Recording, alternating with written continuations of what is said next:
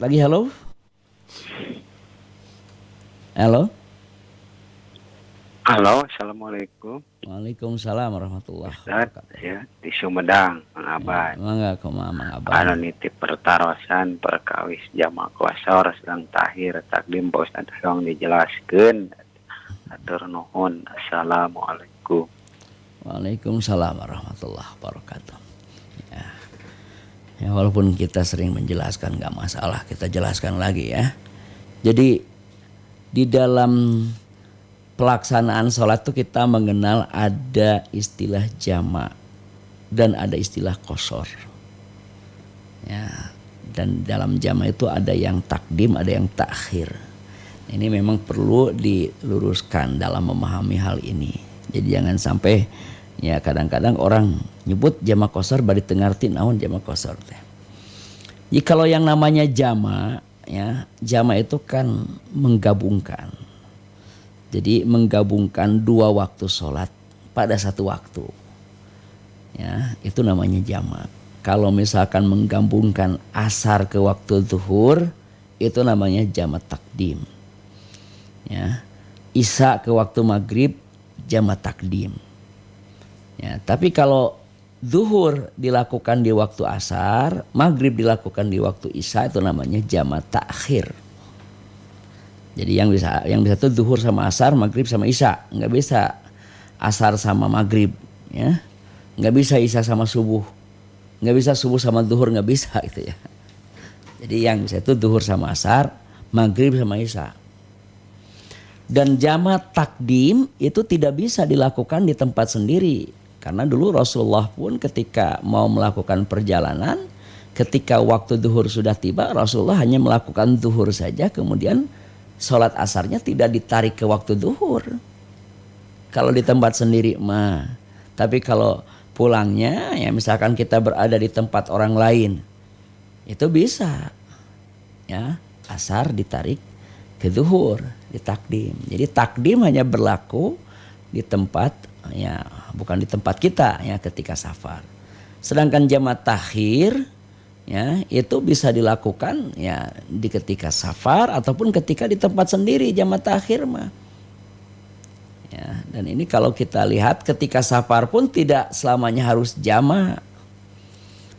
Dalam pelaksanaan haji sengaja Rasulullah memberikan contoh kepada kita berbeda di dalam urusan pelaksanaan sholatnya. Ketika di Mina Nabi ya tidak menjama, jadi zuhur, asar, maghrib, isya di waktunya masing-masing. Tapi ketika di Yaum Arafah, itu tadi di Yaumun Nahar ya, di tanggal 8 Dzulhijjah. Kalau di Yaum Arafah di tanggal 9 Dzulhijjah, ya maka Nabi melakukan jama takdim untuk sholat zuhur dan asar itu. Ya asar dilakukan di waktu zuhur. Dan pada malam ini ya malamnya ketika di Muzdalifah Nabi mengakhirkan maghrib ke isya. Ini kan di sini menunjukkan bahwa ketika safar itu boleh tidak dijama, boleh jama takdim, boleh jama takhir. Itu kaitan dengan jama. Tapi kalau qashar, nah kalau qashar ini artinya meringkas. Sholat yang asalnya 4 rakaat menjadi 2 rakaat. Nah itu namanya qashar. Jadi yang ada qashar itu zuhur, asar, dan isya. Maghrib dan subuh nggak ada. Maghrib nggak bisa jadi 1,5. Subuh nggak bisa jadi 1 rakaat. Dan qashar ini berlaku ketika safar. Kalau di tempat sendiri nggak bisa. Jadi ketika safar itu ya boleh jama takdim, boleh jama takhir, boleh tidak jama, tapi ya tetap qashar yang dicontohkan oleh Nabi itu. Itu ya buat Pak Aban di Sumedang. Kembali ke SMS berikutnya aja silakan. Dari Ibu Mimin di Dago.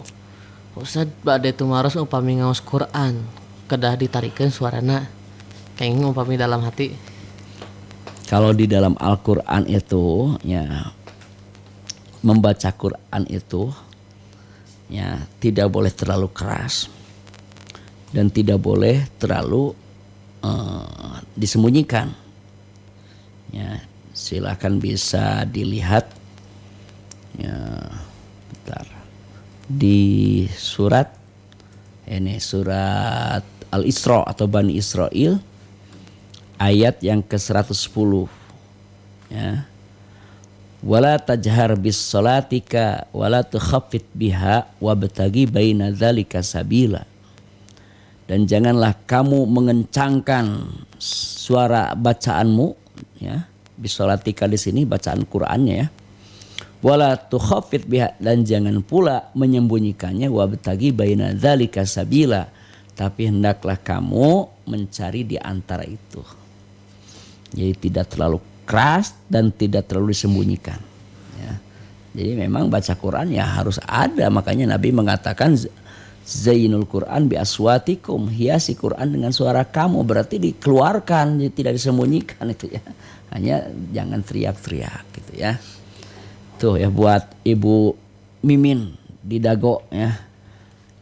Kembali ke 6073633. Silakan. Halo. Assalamualaikum. Waalaikumsalam warahmatullahi wabarakatuh. Damang Guneng. Alhamdulillah, cara Mang Ustaz. Alhamdulillah. Ustaz minta ditaruhkan ke Ustaz. Kemarin habis pada wudu di Ustaz. Kulan? Pada wudu. Asar teh mohon.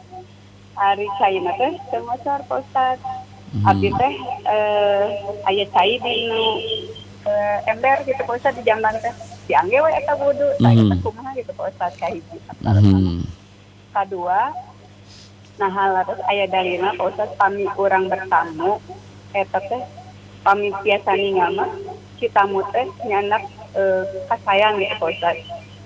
Tak uingna nyandak kaawonan si bumi urang. Nah eta teh Ustaz aya dalilna teh Ustaz. Nyandak kaawonan.